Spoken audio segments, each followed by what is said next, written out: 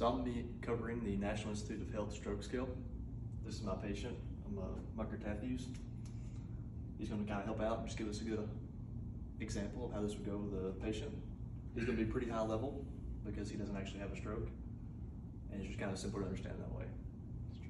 So we're going to start off by examining his level of conscious. So, good morning, sir. How are you doing? All right. So he's answering questions, his eyes are open, he's able to talk back, so that would get full credit for that. And then can you tell me your age and the month, please? I'm 31 years old. I think it's January. All right. He's not getting much credit for those, but this is just as an example. And then, so can you open and close your eyes for me? All right, good job. Can you give me your right hand? And can you squeeze my hand? Yeah. All right, good. So good job on those. Then we also want to check their gaze. So can you open your eyes up all the way for me?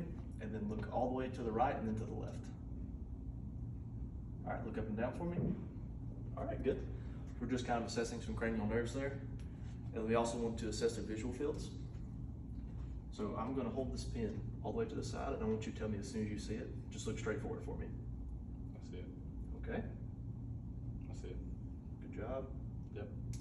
And then one more. See it. Very nice. That's hard. Then after that, we're going to assess the patient for facial palsy.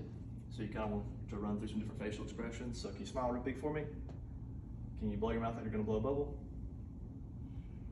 All right, can you raise your eyebrows? Can you frown? Can you puff your cheeks out? All right, very good. Then we're going to move on to the motor assessment portion. So I just need you to raise your arm up and hold it for me. Just about right here. Straighten all the way out. You kind of want to see if their arm like drops or if it's able to maintain that position or shakes at all. So good, relax this one. And then the same with the left arm.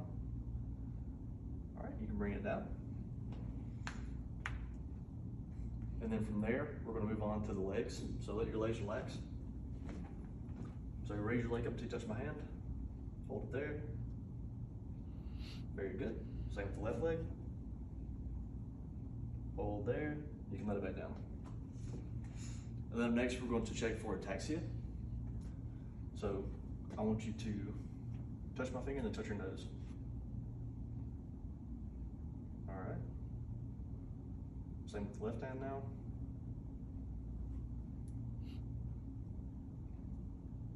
It's harder than it looks. And then I want you to take your right foot and I want you to rub it on your left shin. Try to do it without looking if you can. Oh, sorry. You're good. Now I'll do the same with the opposite leg. Bring it over. All right, good job. As you can see, this patient has no ataxia. Up next, we're going to check for sensory.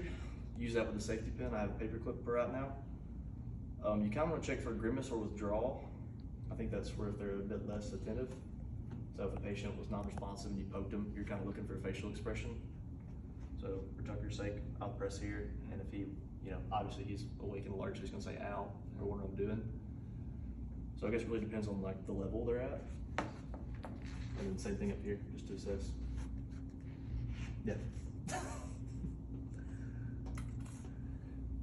And then we'll check their language. Along with the test come some images. So, sir, can you describe this picture for me? Yeah, you got some kids. He's actually falling off that stool right there. He was trying to get some cookies for his sister and himself while his mom's not watching. Mom's doing the dishes. However, I don't know what she's paying attention to because water's overflowing right out of that sink. There's some crazy stuff going on right there. Good job. Very nicely done. Yeah. All right. And then from there, we would test the dysarthria. So I'm going to have you read this list of words, and if the patient has trouble reading, you can just tell them the sentences and ask them to repeat it. So, down to earth. You know how. I got home from work. Near the table in the dining room. They heard him speak on the radio last night. Good job. Thanks. There's also another associated picture with different items you can ask the patient to list. That also goes along with the best language question. And then we have extinction and inattention. So you want to touch the patient on both hands where they can see it and ask them to describe how it feels or what they're lacking. So if you had decreased sensation in your hand, I would hold your hands up here, like, okay, I'm touching both of your hands. Yeah. Describe to me how your left hand feels compared to your right. It feels the same. I feel like you squeezed it a little harder with that hand. Now with that hand. Yeah. All right, and that's the NIH stroke scale. Good job.